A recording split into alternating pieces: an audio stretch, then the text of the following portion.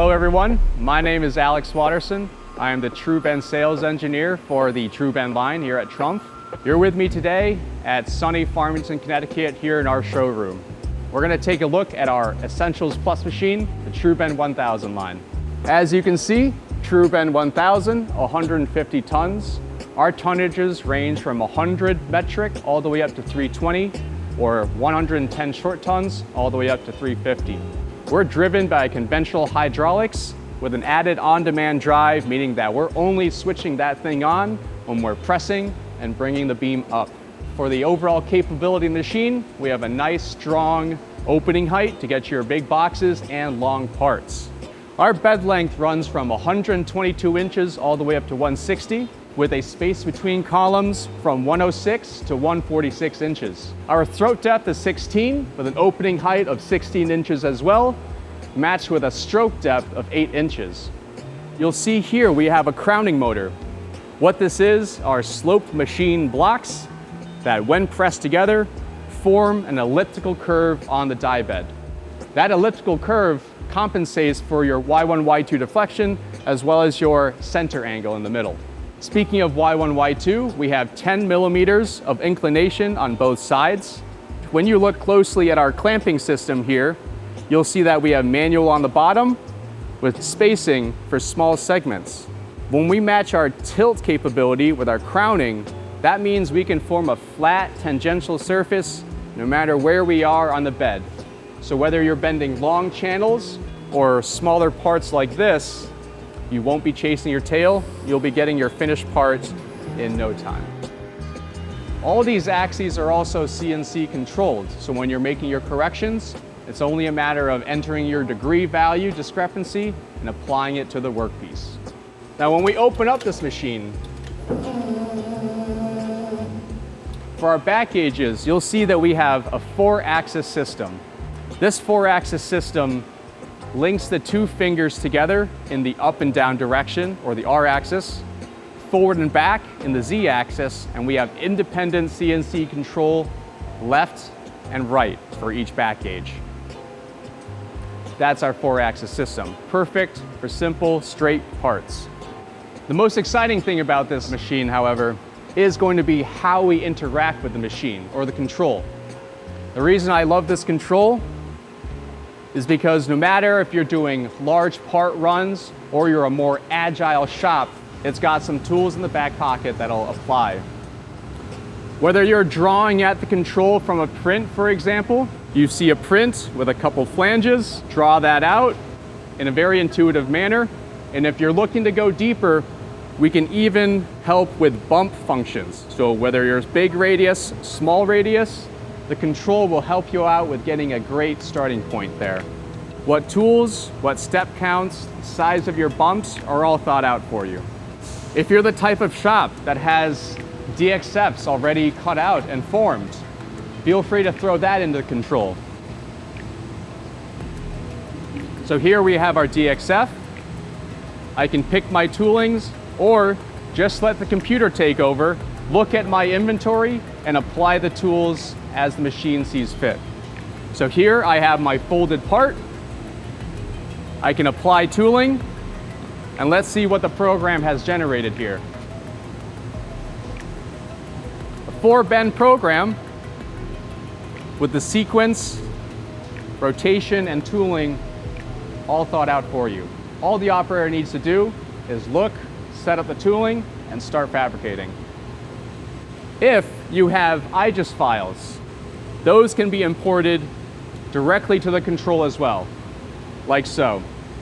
I can unfold, edit the DXF pattern, or I can go right to tooling and in similar fashion simulate the program that the machine has generated for me. Window tool solution, not too bad. If we want to take a closer look at one single bend, I can go to one bend step and just cycle that for you to get a clear visual on how this part is supposed to be made. Let's focus here now on our flat today. We're going to be turning something like this into our finished part. This machine is capable of pairing with our offline software, Boost and Praxis. So you'll see here, I can search by text, but the fact that I have all these 3D images of my programs makes it easy to identify and select the correct program.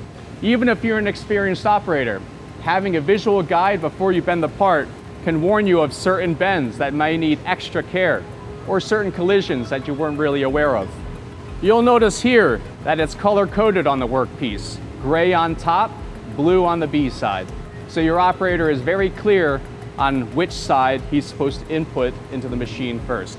So now that we have a good simulation, we should be ready to run and set up our tooling. I can see my part clearly. This is my flat pattern of the setup sheet. Right below it is my material, my thickness, as well as my blank size dimensions. That's important if you want to qualify your part before you start bending. Below that, we have the 3D model of our completed part, and right next to it is our tooling setup page. Very important here. Let's take a look at the tool setup. I have them in a pre-configured orientation, but we need to confirm this with the control. So as we're looking at the control, we see a back gauge diagram, radius tip, all the pertinent information. Why is that important? Well, I can identify just by looking that my first tool is not flipped correctly. Because we're using Wheel a New Standard tooling, I have a safety click here that allows me to insert the tool directly into the rail and let it hang. The setup sheet identifies the position, 1,460. I can change this to inch however I'd like, but because the increments are a little bit finer on the millimeters, this is what I'm preferring for this particular setup. One button click to clamp the tools, and now when I walk up, these tools are secure. Because these are precision ground tooling, whether I'm in the flipped or standard front orientation, no need to reseat the tools. So let me take the tools out again and we can take a closer look at how our Trump tools help you make a more accurate tool setup. You'll see that the details you need, name of the tool, angle of the punch tip, size of the radius, and tool height, as well as tool resistance, are all etched on the front of the tool. This corresponds exactly to what you're seeing at the control, down to the segmentation if needed. So here on my next tool setup, I see my back gauge is here, my tool is in a turned orientation, and I am at position 1555. So I'll place it back into the tool clamping, lock it with one button with the hydraulic tool clamping. For the lowers, it's a little bit different. You'll notice we have manual clamping as mentioned before. A quick quarter turn is all you need to pop the tool out, slide it out, and slide it back in. The smaller spacing in the middle really helps accommodate small tool segments and complex parts. So now, when we're ready to run, just like the simulation, I have a clear representation of what I should be seeing in front of me. I have my flat, smooth side is facing me, the grating is also facing me, and I'm on the first tool station there. So before we begin, I'd just like to demonstrate our safety system here. You see two modules hanging off the side that can be slid up and down manually. This is my bend guard transmitter and receiver system. What it's designed to do is to keep your operator safe, the machine up and running, and your tool setups correct.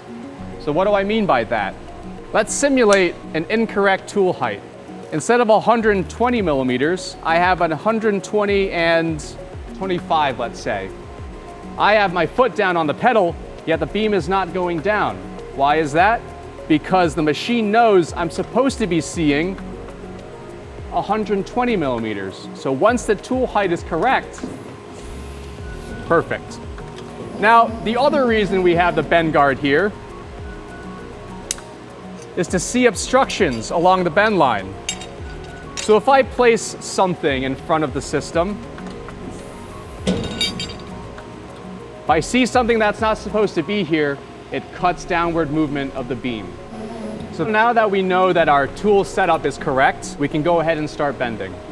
My control gives me a visual guide. My smooth side should be facing up, rough side facing down, because gray is facing top on the control. So for the first bend, I noticed that my tool is a little bit offset, so let's use the hydraulic clamping to quickly correct the tool position. Unclamp, slide a couple millimeters to the side, lock that tool back up, and we're back to bending.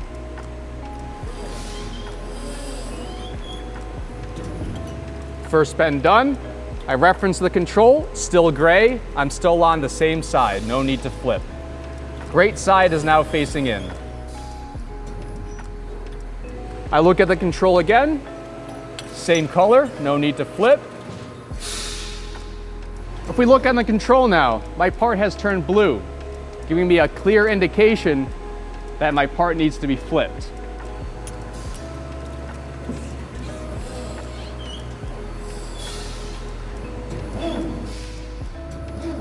And just like the control was mentioning before, I have flipped it 180 degrees.